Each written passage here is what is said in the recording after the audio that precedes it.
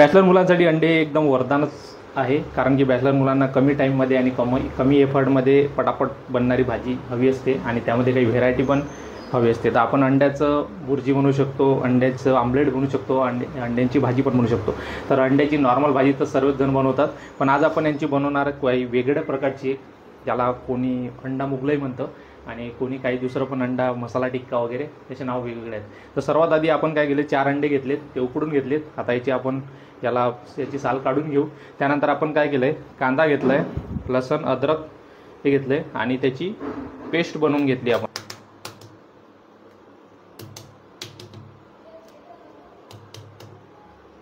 जर उकडले गेले असतील तर याचे जे साल आहे ते पटापट निघून जाते. बस करा. तर आपण या प्रकारे अंडे सोलून घेतलेले आहेत. त्यानंतर त्यांना बारीक बारीक कट करून घेतले आपण गोल साईजमध्ये. आणि त्यानंतर आता आपण एक पॅन घेतलेला आहे, इंडक्शन ऑन करू आणि सर्वात आधी यामध्ये तेल घेऊ. थोडासा वेळ लागतं. एकदा ते गरम झालं की त्यानंतर आपण पुढचे मसाले यामध्ये टाकून घेऊ.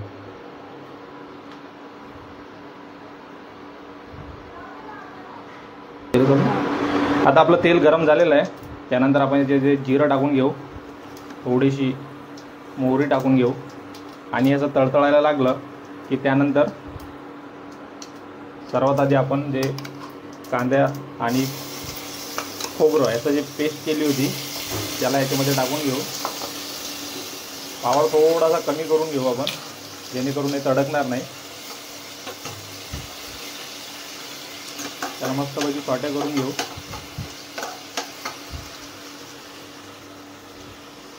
त्यानंतर आपण जे लसूण अद्रकची पेस्ट घेतली होती ती पेस्ट टाकून घेऊ आणि मस्त याला गुलाबी कलर होईपर्यंत याला आपण परतून घेऊ. तेलामध्ये मस्त याला मसाल्याला होऊ देऊ. सर्व मसाला एकदम गुलाबी कलर येईपर्यंत याला आपण असंच शिजवणार आहोत.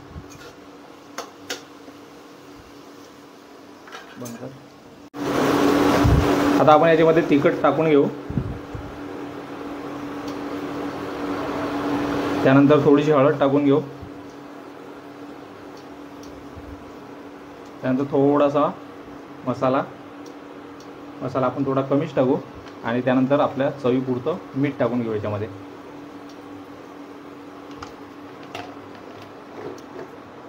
आणि याला व्यवस्थित मिक्स करून घेऊ.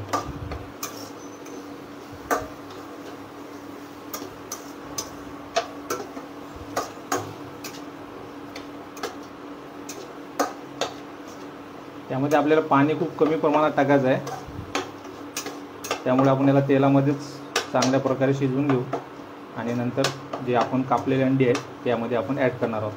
थोडंसं पाणी आपण यामध्ये टाकू, जेणेकरून आपला मसाला इथं जळणार नाही.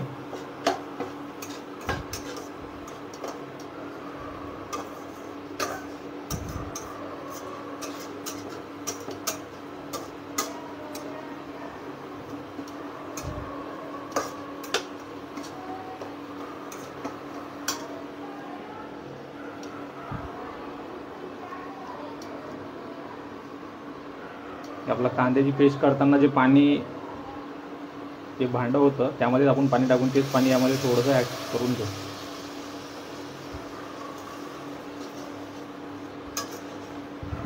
नॉर्मल अंडा घरी करताना आपण पाणी थोडं एक्स्ट्रा टाकलं चालते, पण याच्यामध्ये आपल्याला जास्त एक्स्ट्रा पाणी टाकायचं नाही आहे. तुम्ही इथं बघू शकता मस्तपैकी आपली ग्रेव्ही इथं बनलेली आहे.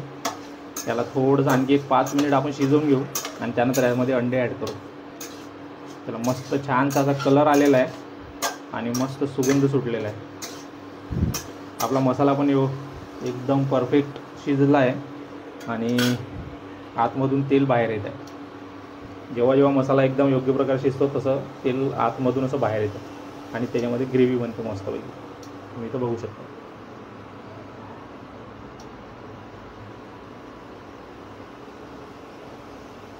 तुम्ही बघू शकता आपली ग्रेव्ही बनवून एकदम रेडी आहे आणि मस्त छानसा असा कलर आलेला आहे आणि मसाल्यामधलं तेल पण बाहेर आलेलं आहे. आता आपण जे उरलेले आपले अंडे आहेत त्यामध्ये ॲड करू आणि त्याला मिक्स करून घेऊ.